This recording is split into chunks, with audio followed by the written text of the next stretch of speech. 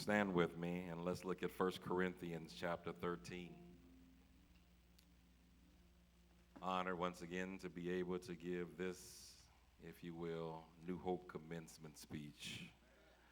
1 Corinthians chapter 13, verse 11. It's a familiar passage that you've seen and heard many times. It simply just says it like this. When I was a child, I spoke as a child. I understood as a child. I thought as a child. But when I became a man, I put away childish things. If you don't mind, I want to preach from this thought, the joys of growing. The joys of growing. There are three things I want to share with you before I take my seat. I want to talk about growing up. I want to talk about growing out, and I want to talk about growing deeper.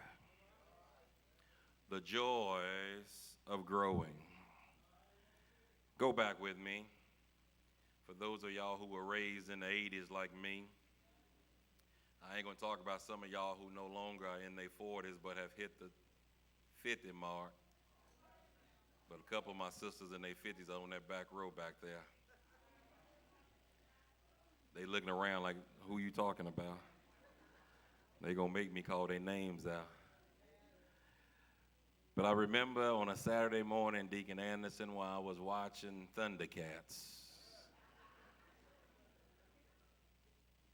it would break into commercial, and there was a giraffe walking and singing. And this giraffe sung these words. I don't want to grow up. I'm a Toys R Us kid. They've got 1 million toys at Toys R Us that I can play with. Y'all remember that? CJ, they said from bikes to trains to video games is the biggest toy store there is. Gee whiz. I don't want to grow up. Because, baby, if I did, I couldn't be a Toys R Us kid. More games, more toys. Oh, boy, I want to be a Toys R Us kid. And that song sticks in my mind even to this day because there are some days, Terrell DeMond II, that you won't believe this, but I long for simpler times. One of the dumbest things I ever said is, I can't wait till I'm grown. Preach, Terrell DeMond. One of the dumbest things I ever said is that when I get older, what I would and would not do.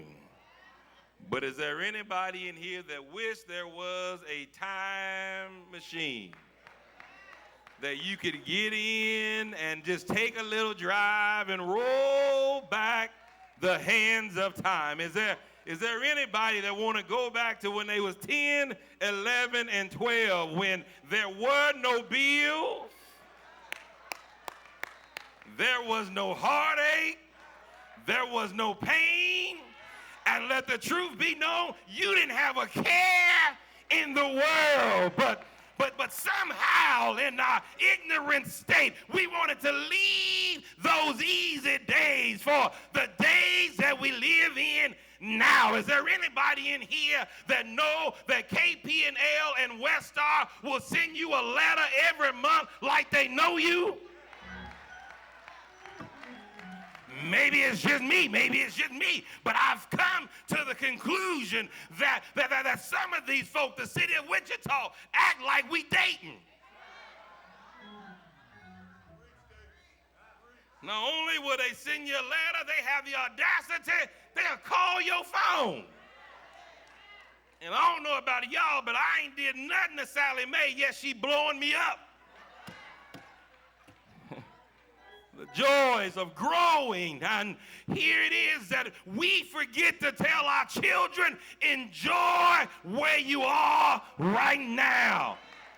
Enjoy the fact that you got a curfew. Why? Because of your curfew, it lets you know somebody else is paying the bill. So I just want to talk for a few minutes about the joys of growing. First of all, growing up. I'll never forget Peter Pan. Peter Pan's never-ending childhood. Here this brother is, just flying around on ships, going to and fro, never growing up. And some of us have that mentality. I remember back when I weighed 150 pounds, soaking wet, trying to play football, and I remember being pushed all over the football field. But I remember looking at some of the rascals and say, one of these days, them beans and cornbread that my grandma has been making, them pork chops I've been eating, they gonna all meet in the middle. And one of these days, I'm going to grow up. And when I get big, you better watch out. Never forget that when I got to Sterling College, when we played Friends University, they had a whole lot of guys who were older than I am who had transferred to Friends University. And when they got on the field, they say, T. And when they walked up, they said, what happened? I said, it all met up. Remember all that stuff about carrying y'all helmets? I ain't carrying no helmets no more.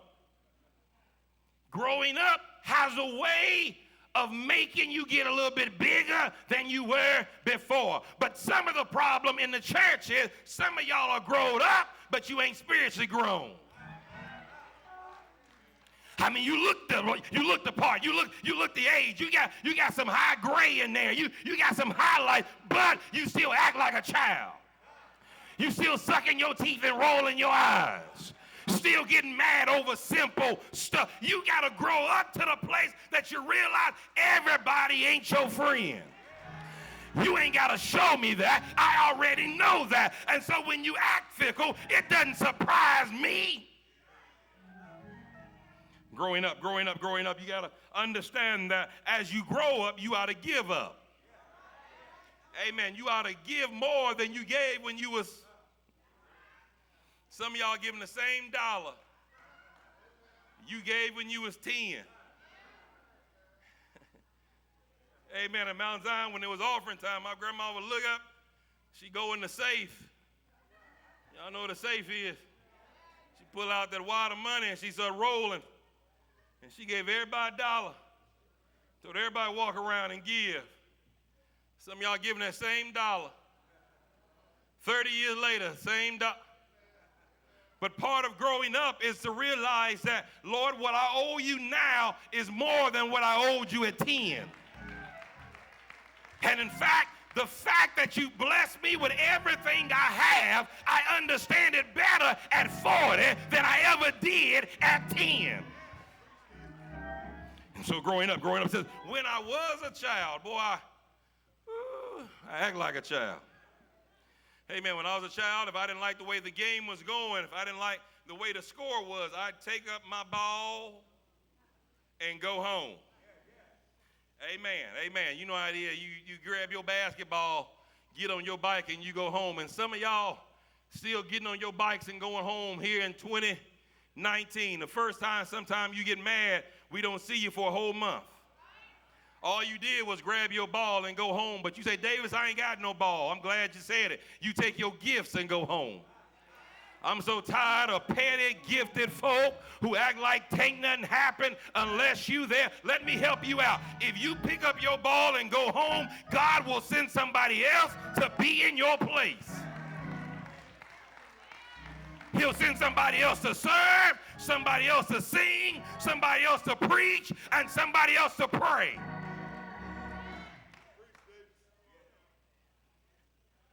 Growing up, but secondly, growing out. Oh, Brittany, let me tell you something, girl. In 1988, when I got to Booker T in the fall, I was tall and thin. Amen. Had me a pair of 26 in the waist, slim, 501. Shrink to fit, stonewash. Had me a Guess shirt small adult. If I try to put that same outfit on today, I would suffocate and lose circulation in my legs and around my neck. Because something has happened between 1988 and 2019. I don't know what it is, Anderson. I don't understand this phenomenon that just like them biscuits and just like them beans and them pork chops met in the middle, it seemed like it sat in the middle. And young people, one of the things you're going to find out, if you keep going to bed and waking up, you eventually are going to grow out. And you're going to get bigger than you were before. And let me help you out. The same friends you have now, you may not have later. And you got to learn how to expand your circle of friends. Let me help you out. If you are the smartest friend in the circle, your circle is too dumb. Yeah. If everybody got to come to you for advice, your friends are dumb. Get you some friends smarter than you are who can help you along life. Why? Because you got to be able to bounce off ideas. The word says iron sharpens iron. But the reason why our kids got dumb friends because their parents got dumb friends. Can't say amen, say ouch. You know some of your friends dumb.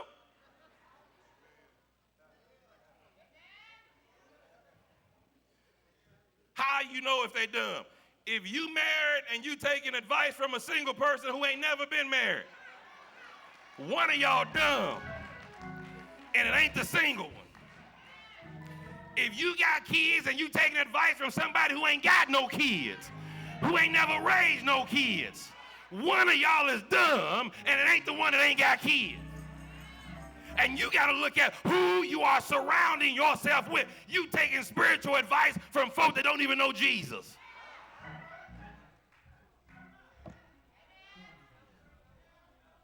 Listen, let me help you out. The only thing somebody who ain't married, who ain't never been married, can tell a married person is this: who not to date.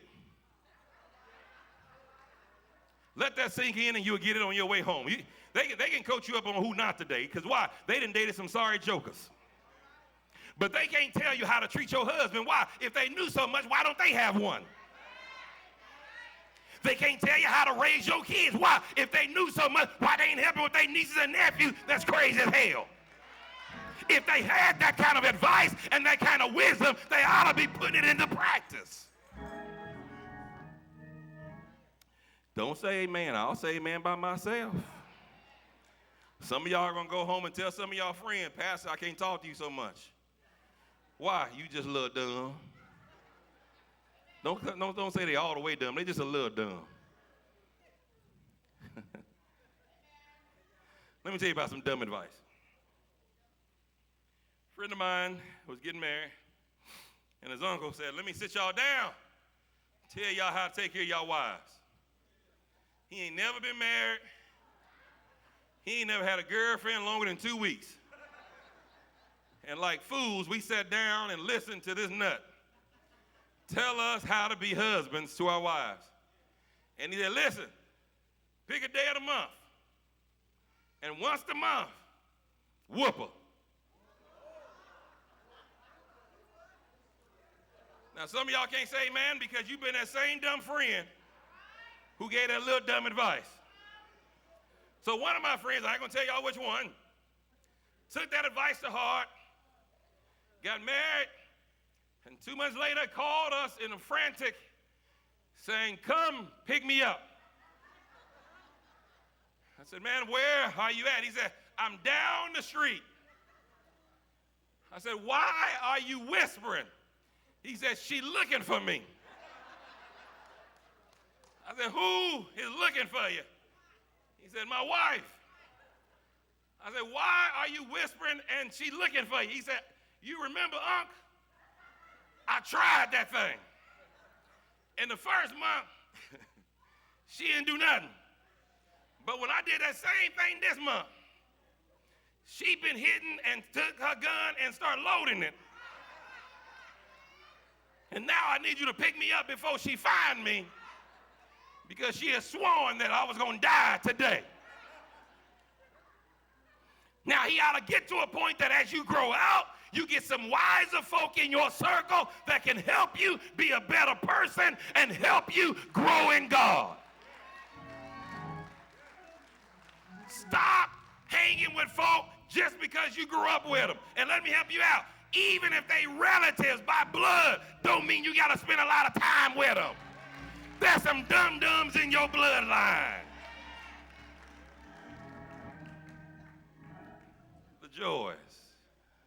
The joys of growing up. You grow up, you grow out. Let me just say one more thing about growing out. I know some of y'all think I'm fat, but I prayed for this fatness. I was so tired of them 26 limbs, because it seemed like as long as I was at that 26, she'd have to buy no more jeans. She'd just patch them up. And let me tell you something. 26 limbs in the 5th grade with patched knees is acceptable. By the time you get to the 8th grade, they start ragging on you. And then, CJ, by the time you get to the 9th grade, it just ain't cute. And so I prayed to God, Lord, give me some weight that I can get out of these 26 limbs. And let me tell you something. I ain't wore a pair of 26 limbs since. Every time I got to buy a bigger pair of pants, I tell the Lord, thank you that they ain't 26 limbs. Every time I see one of them knee patches, I tell the Lord, thank you. I ain't got none on my knees. But the last thing you got to do is that you got to grow deeper. All of us come to God at the same place. Now that messes your theology up, because we all hear that God finds us all at where we are, and he does, but we all come to God at the same place. We all come to God, listen, with a thirstiness, but an ignorance. The thirstiness is, I want more. The ignorance is, I don't even know what I want more of. Is there anybody that ever looked back over your own walk and realized the fact you didn't even know what to pray for when you came to God? You just knew you needed to talk to God. You didn't know what you needed to read about. You just knew you needed to read. And that's the place that all of us are, is at that place of ignorance. But God does something that is so supernatural that when you don't know what to pray about, God prays for you. When you don't know what to read, God gives you something to read. Why? Because God said, I don't care how you got me. I want you to be closer to me tomorrow than you are today. Is there anybody in here that you are on a journey with God, and every day you're getting closer and deeper and sweeter than the day before? The writer says that when I was a child, I spoke as a child, I understood as a child, I did childish things, but he said, then I became a man, and I put away childish things. Is there anybody in here that realizes that if you're going to go to the next level of God, you got to put away childish things? That if the preacher preaches about you, you got to say amen anyhow. Is there anybody in here that realizes the preacher don't know your business? I don't know who you slept with last night. I don't know what you drunk last night. And I don't know what you smoked last night. I don't know what you said on the phone. I don't know what you put in your text message. So if I step on your toes, that's the Holy Ghost trying to tell you it's time to grow up. And so instead of getting mad and rolling your eyes, you ought to be able to look at the preacher and say amen anyhow. I know that hit me, but amen anyhow, because this ain't about Davis. This is about you and God. I'm just a vessel that God is using to deliver the mail. Is there anybody here that when you get a bill, you run down the street trying to beat up the postman? You would be a fool. Well, if you trying to be mad at the preacher because he delivered a bill, you just as crazy. But the same postman that delivered the bill will eventually deliver a paycheck.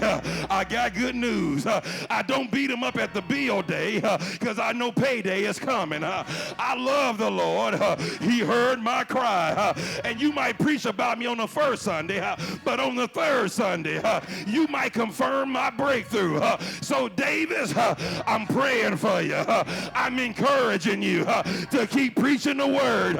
Is there anybody here that realizes there are joys of growing up? I used to have a curfew of 10 o'clock, but as I got older, the curfew went higher. Is there anybody here that you used to have to be home by the street lights, but you got a little bit older, and with age comes a little freedom? I love the Lord. Let me help you out. He said, I come to give you life, that you may have it more abundantly. Is there anybody here? I'm ready to get my shout on.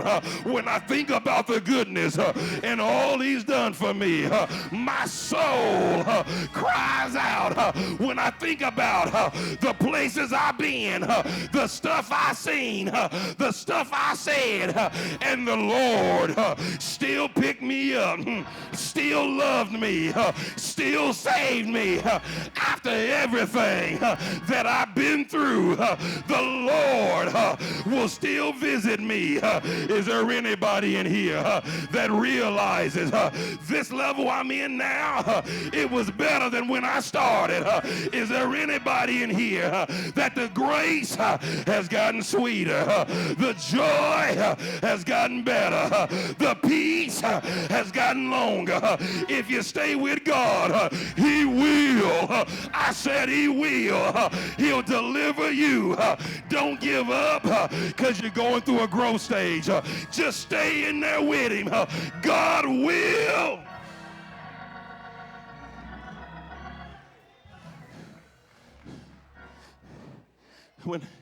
When I was in, when I was in about the 7th grade, I was at a place where I was fat, not real fat, and my hair was puffy, but it wasn't a fro. And so I couldn't grow a high top fade like everybody else, and my hair wouldn't be wavy like everybody else. I went through a stage where honestly, I was ugly. Now, I know you can't believe it now because I'm fine now, but in 7th grade, let me tell you, I was ugly. And I just remember that 7th grade year, God started working on me. When my friends was around and no girls would date me, God taught me how to be by myself. When I was at my ugly stage and the pretty girls walked past me, God taught me how to be passed over. When I was at my ugly stage and I tried to holler at somebody and they ignored me, God taught me how to be ignored. But a few years later, these puffs got cut off smooth and that weight, it leveled up. And I walked in that sophomore year and I was fine as can be. And some of them same girls that wouldn't date me in middle school wanted to holler at me in high school. And the lesson I learned was you can ignore some folk. If they can't be with you at your low point, you can't reign with me at my high point. Is there anybody here that realize I'm here today not because I'm good, not because I'm perfect, but God's favor, it found me while I was yet ugly. Is there anybody here that you know that God will, gotta turn an ugly duck into a swan? Keep on trusting, keep on believing, and God will change.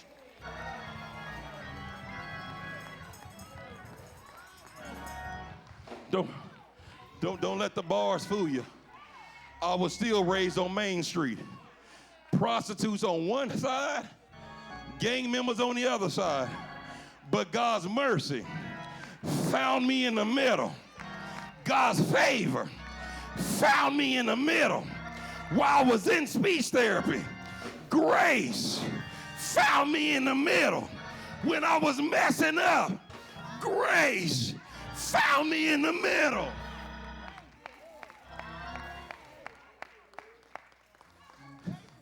And so there's joys. There's joys of growing up.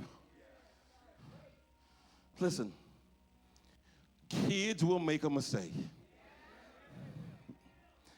They gonna mess up. Let me tell y'all some secrets. They gonna go to clubs you tell them not to go to. They gonna go to parties you tell them not to go to. They gonna drink stuff you told them not to drink. They might smoke some stuff you told them not to smoke. And they gonna sleep with some folks you told them not to sleep with. But you gotta understand this. Ain't none of that new. Ain't none of that new. It ain't new to you, and it ain't new to God. And so while you trying to act brand new, don't let God show up your highlight film and show them the stuff that you. Is there any real folk in the sanctuary that you thank God that while you was acting stupid, he put a hedge of protection around you?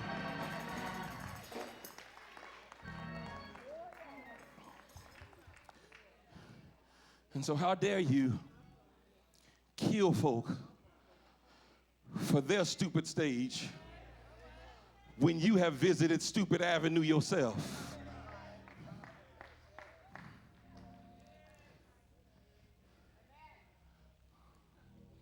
I try to preach every Sunday to let y'all know there ain't nothing perfect about your pastor. Nothing. Nothing perfect. And so if you think I'm perfect, you set yourself up for failure. Because I'm giving you the disclaimer right now that I'm not perfect. But the one thing I can tell you is this: I fell in love with Jesus a long time ago. And I promised him that, Lord, I'm going to stay on this wheel and let you work on me until you present me faultless before your Father.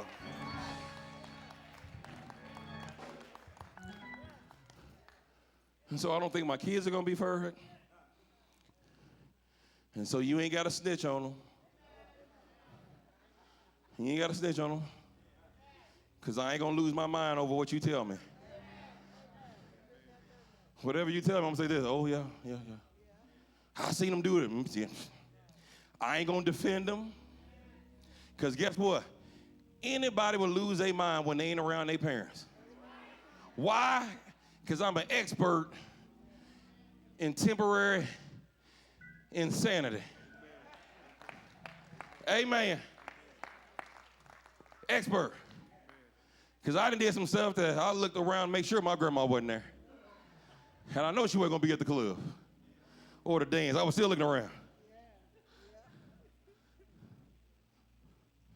But the one thing she told me every time I came home, she made sure I was safe. And then she said this before I go to bed. She said, I love you. See you in the morning. Not one time did she say, boy, I smell sweat on you. And that perfume ain't the cologne you left here with. Some of y'all get that when you go home. Not one time did I tell her who I was with, and she say, I know they ain't no good. So what you been up to? But she just made sure I was safe. And then said, I love you. I'll see you in the morning. And because I knew that she was going to make sure I was safe, I made sure that every time I left out, I got there so that she could see I was safe. And because she said, I love you, I never had in question if my sin separated us. And then the promise that she said, I'll see you in the morning, lets me know that she knew there was potential in me, that there was going to be a morning to come. But God sent me here to tell some of you graduates and some of you young adults, God says, first of all, tell them that I love them. I know they drinking, but tell them that I love them. I know they smoking, but tell them that I love them. I know they in the club, but tell them that I love them. I know they got babies out of wedlock, but tell them that I love them. I know they doing this, that, and the other, but tell them that Tell them that I love them. And then he said, I came to see that you were safe. And he said, Davis, make sure you tell them this. I'll see them in the morning. I wasn't a preacher at 10. I wasn't a preacher at 11. Wasn't a preacher at 16 or 17. Even though I had been called, I wasn't a preacher. But Grandma still said the same thing. And when I came back from Illinois that summer, and I said, Mama, the Lord has called me to preach. She said, I always knew it was in you, but it wasn't mine to call. And so God told me just to love you and to make sure you was all right until the morning. And all of our young adults in here, God want me to tell you, listen, there's some greatness in you. And we can't get rid of you. We can't throw you away. We can't crucify you. Why? Because it ain't our greatness to call. And so we just love you where you are until the morning. Because there's some folk up in here that can wave at me and tell me that you had your morning experience. Is there anybody here that'll wave and say, you don't drink like you used to drink? Wave at me and tell me, you don't smoke like you used to smoke. Don't worry about nobody judging you. Is there anybody that'll stand up and say, I don't do what I used to? My morning came. I don't do the things I used to. I ain't perfect. I just don't do all the things I used to do as much as I used to do them. He will work on you. And the great thing about pottery, the great thing about being on a potter's wheel is this. A true artist never loses contact with the clay. Y'all gonna go with me? I feel my shout coming on. He never loses contact with the clay. The clay can be marred, the clay can be messed up, but he keeps his hands and his fingers on the clay. And somebody needs to understand, even at your darkest hour, the Father said, my hands are still on you.